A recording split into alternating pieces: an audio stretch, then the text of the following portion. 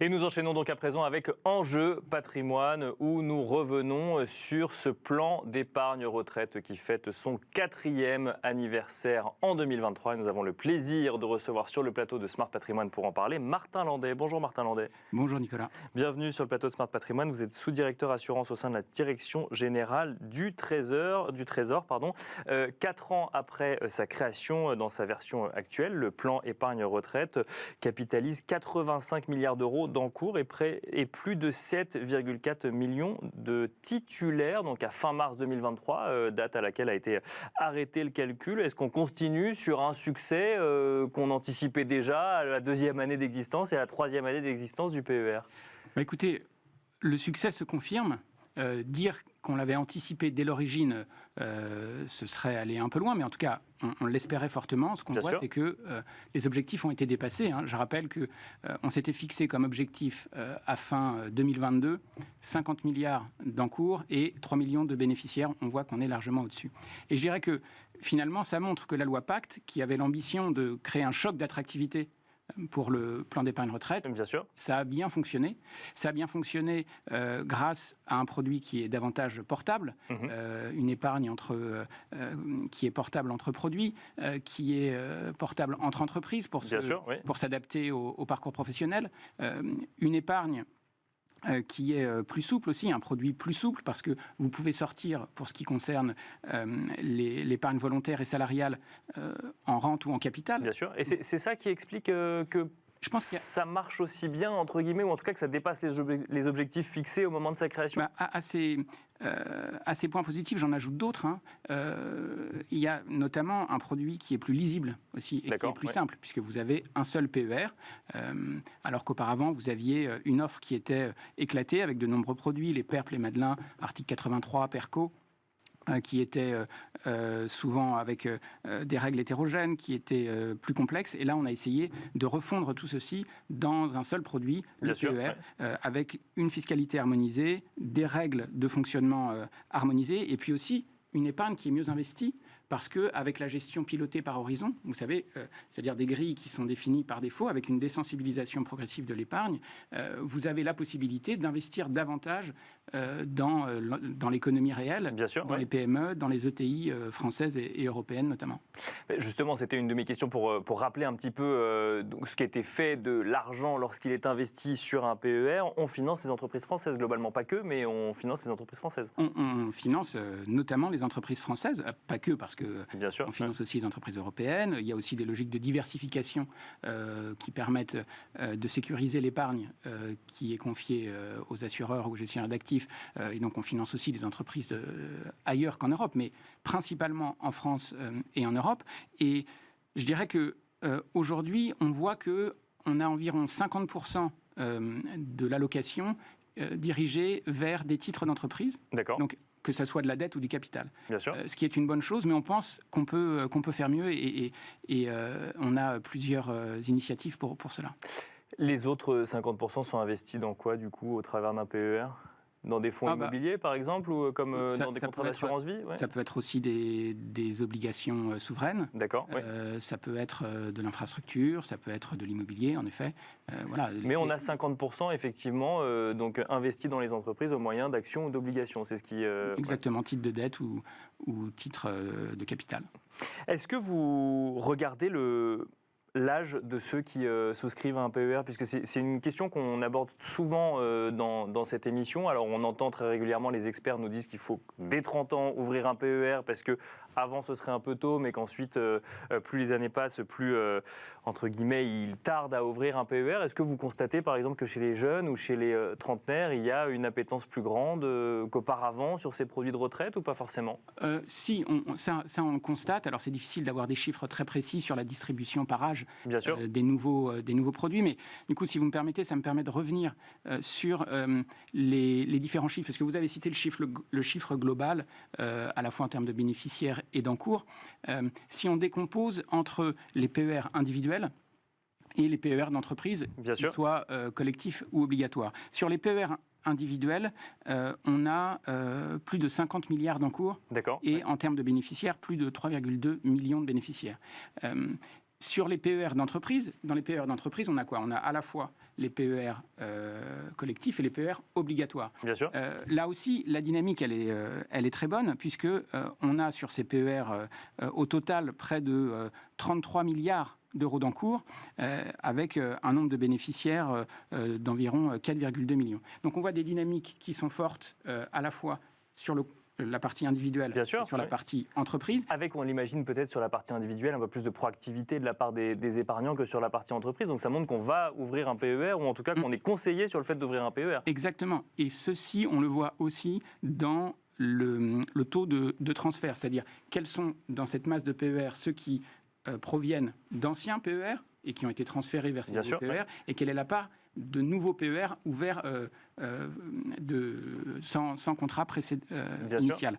Et là-dessus, on voit quoi? On voit que dans l'ensemble, on a 70% de transformation. D'accord. Donc c'est encore la majorité, mais c'est normal, puisque vous avez aussi tous les gros contrats collectifs qui sont passés de l'ancien monde vers le nouveau. Bien sûr. Donc ça fait la grande masse. Et sur l'individuel, on voit en revanche qu'aujourd'hui, un PER sur deux est un nouveau PER. Donc on voit quand même qu'on a changé de logique et qu'on est vraiment passé, et ça répond en partie à votre question sur est-ce que les Français ouvrent des nouveaux PER. Alors bien sûr, et ma question était aussi sur l'âge, mais on n'a peut-être pas forcément les chiffres précis, mais est-ce qu'on s'approprie ce produit et est-ce que ça devient un réflexe dans la gestion de son patrimoine, par exemple? Je pense qu'on peut très clairement dire oui. Ça vient en complément d'autres placements. Je pense que l'objectif d'Impact, c'était, on voit que l'épargne retraite est relativement peu développée en France, alors même que d'autres types d'épargne qui sont pas faites pour la retraite, comme les livrets réglementés, l'assurance vie, sont eux massivement utilisés. Et parfois utilisés pour la retraite d'ailleurs. Mais c'est ça, massivement utilisés pour la retraite, exactement. Et donc l'idée, c'était de dire, on va créer un produit adapté à la retraite qui donne cette perspective longue et qui permet aussi, quand on est du côté financement de l'économie, d'avoir un financement de l'économie plus dynamique parce que vous avez un horizon plus éloigné et donc vous pouvez vous permettre de prendre davantage de risques. Je reviens sur ma question, qu'est-ce qu'on finance quand on investit donc au travers d'un PER? Alors bien sûr, après on fait un choix d'allocation d'actifs, chacun fait ses choix en âme et conscience. Pour autant, quand on voit des questionnements au niveau réglementaire en matière d'investissement durable, quand on voit des questionnements des épargnants de plus en plus conséquents sur le sujet de l'investissement durable ou responsable, est-ce que quand on travaille à l'évolution du PER, on réfléchit à ces sujets-là également? Oui, bien sûr, on réfléchit à ces sujets-là qui s'inscrivent dans une logique plus globale. Dans le cadre du projet de loi Industrie verte qui est porté par le ministre de l'économie et des finances, qui est en cours de discussion au Parlement avec une commission mixte paritaire qui arrive bientôt et donc une version, on espère, définitive également, on a travaillé sur la question des labels et notamment des labels environnementaux. Bien sûr. Ce qu'on fait aussi pour essayer de consolider le succès du PER, c'est de travailler, comme je disais, à ce qu'il finance davantage l'économie réelle. D'accord. Et encore une fois, on a de la marge de manœuvre pour mieux faire, et c'est pour ça que dans ce projet de loi Industrie verte, on a introduit dans les grilles de gestion pilotées un minimum de financement, d'allocation vers les PME, les ETI et les infrastructures. D'accord. Et donc ça, on espère avec ça dégager 1 à 2 milliards d'euros par an en régime de croisière vers le financement de l'économie française. Et ça, c'est extrêmement important. Donc une sorte d'obligation d'investir au minimum ces montants, enfin au minimum cette proportion-là dans l'économie française sur le territoire français. Exactement. Alors évidemment, en prenant bien garde de ne pas mettre en risque l'épargne qui est confiée, mais on voit bien qu'on a des marges suffisantes et que l'horizon de gestion du PER permet, de manière prudente, d'augmenter un peu les curseurs en termes de financement de l'économie. Et sur les sujets donc, de durabilité, donc ça revient à cette idée avec cette loi donc, Industrie verte, ce projet de loi Industrie verte, d'accompagner les entreprises plutôt que de mettre des contraintes au moment de l'investissement au sein d'un véhicule comme le PER. Alors, je crois que ça a été dit très récemment. Bien sûr, ici même, c'est un cadre qui est en construction, un cadre assez complexe. Le président de la République a appelé à une forme de rationalisation et de ne pas ajouter de la contrainte à la contrainte. Donc, nous, on s'inscrit dans ces lignes directrices. Il y a, on le voit, une appétence forte des épargnants pour de l'investissement durable. Et donc, l'idée, c'est comment on canalise bien ça, comment on fait en sorte que l'offre rencontre bien la demande sur ces produits. Pour finir, Martin Landais, un mot sur les services que vous proposez autour du PER. C'est vrai que, alors, on en parle souvent dans cette émission, donc on a l'impression que les choses sont claires. Pour certains, elles peuvent être un petit peu plus complexes quand il s'agit d'ouvrir un contrat d'épargne retraite. Vers qui on se tourne dans ces cas-là ? Alors, pour ouvrir un contrat d'épargne retraite, soit c'est un contrat d'entreprise et c'est au sein de l'entreprise. Bien sûr. Quand il est obligatoire, la décision est prise. Quand il est volontaire, c'est à l'épargnant de voir si ça rentre dans ses projets et si ça complète une épargne qu'il a déjà à sa main. Et puis, quand c'est individuel, c'est en fonction aussi des services, c'est en fonction de l'épargne qu'il a déjà mis au service du projet de retraite et ceci rejoint la discussion qu'on avait avant. Moi, je voudrais peut-être dire un mot sur un service qui a été lancé il y a 1 an, et dont on avait parlé sur ce plateau d'ailleurs il y a 1 an, qui s'appelle Mes contrats d'épargne retraite, qui vise à lutter contre les contrats en déshérence, parce qu'il existe encore, dans beaucoup de cas, des situations où les bénéficiaires ne savent pas qu'ils ont un contrat d'épargne retraite qui a été ouvert, par exemple, dans le cadre d'une entreprise, et ils ont changé d'entreprise et ils ne savent pas qu'ils en bénéficient. Et donc les titulaires, pas forcément les titulaires des contrats ou les bénéficiaires aussi. Les titulaires ou les bénéficiaires ne savent pas qu'un contrat a été ouvert à leur nom. Quand c'est une épargne individuelle, vous le savez, bien sûr, mais ce n'est pas toujours vous qui l'ouvrez pour vous-même. Ça veut dire qu'on se retrouve avec des épargnants qui auraient eu, par exemple, un contrat Madelin qui aurait été ouvert par une entreprise ou autre, et que derrière, au moment de l'uniformisation, on aurait un petit peu oublié qu'on avait ce type de contrat. Voilà, alors les Madelins, c'est pour les... Et bien sûr, c'était un exemple que je donnais, mais c'est effectivement... Mais oui, c'est ça. Et donc, ce qu'on a fait avec cette plateforme,